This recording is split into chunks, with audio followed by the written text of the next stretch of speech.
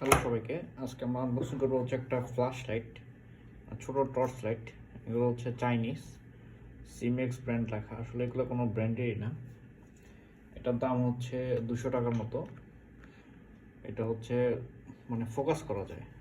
আরেকটা হচ্ছে ফোকাস ছাড়াও, এটা হচ্ছে 150 টাকার মতো, আর সাইজ একটু বড়। লেখা আছে 500 লুমেন, কিন্তু আসলে এত এত আলো দিবে না। আর পিছনে এই যে